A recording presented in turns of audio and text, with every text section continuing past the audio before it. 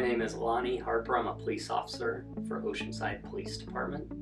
I am currently assigned to the homeless outreach team. The homeless outreach team was created a little over a year ago to address the homeless issue in the city.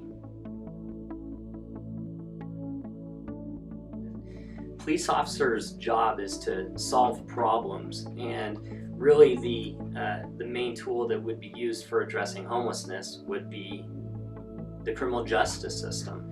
And so typically when police officers would come in contact with a homeless person, it was because they were doing something wrong.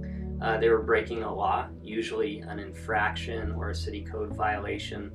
And typically what happens is homeless people will receive tickets. Those tickets obviously go unpaid most of the time. And then when that happens, those tickets go to warrant. And then when they have police interaction at some time down the road and those warrants pop up, they then will get arrested and incarcerated for those warrants. Typically, they'll go to jail for those warrants for just a few days before they see the judge. And from my experience, they're usually released at that point. Then they're back out on the street. They're starting all over. And that cycle of police interaction probably continues. They'll get tickets. Those tickets will go to warrant. Those warrants will lead to incarceration, sit in jail for a few days, and then they get released. And that cycle, which is costly to taxpayers, with some of our population, happens over and over and over again. It's typically going to be something that is an infraction, or that they will just be cited and released.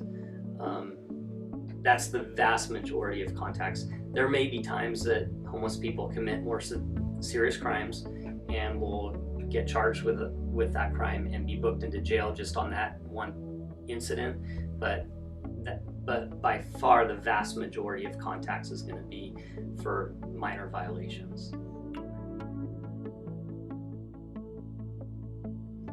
So part of the expense to taxpayers is that homeless people live somewhere, and oftentimes they'll set up a camp somewhere. It'll be out of sight. However, those camps tend to cause other problems, and so the city has to respond to that by going into those areas and cleaning those camps out. Almost always all the trash is left behind, and then the city has to hire contractors to go in on a weekly basis and pull all that trash out and dispose of all of that trash.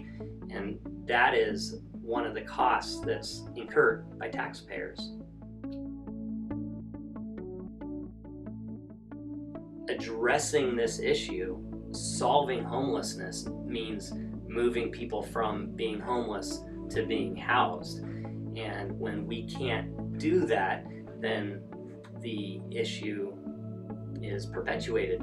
It will continue to be a complaint and to be viewed as a problem, and we'll continue to respond to people's requests for police services related to homeless issues.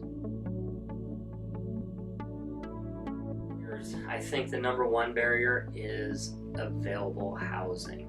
With the vacancy rate being so low, a lot of people don't want to work with our clients. When they have dozens or more people applying for a single unit, they have their pick of the litter. And a lot of people don't want to work with somebody who's chronically ill, possibly has mental illness, somebody that we're working with.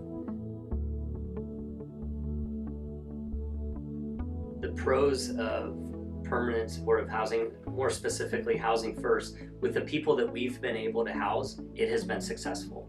Because when we get those people into a home, they've been evaluated for what their needs might be, and those needs are addressed with case management, social workers, being connected with their doctors and local medical clinics. So those needs are addressed when we put them into housing. If we were able to take our homeless population, that's the source of radio calls, that is the source of abuse of the emergency room system, or even just that cost taxpayers tens of thousands of dollars each, potentially. If you were able to get those people and have them housed with the support that they need, the police department and the fire department and the hospitals would be able to address other issues and focus on other issues, and the number of complaints regarding homelessness would go down, and there would be fewer homeless people on the street. For society as a whole to realize that this is society's problem. The police department can't fix it. Service providers by themselves can't fix it. Even people with the housing by themselves can't fix it. And everybody needs to come together and view this as a problem that we all together need to address. And that's how we would be successful.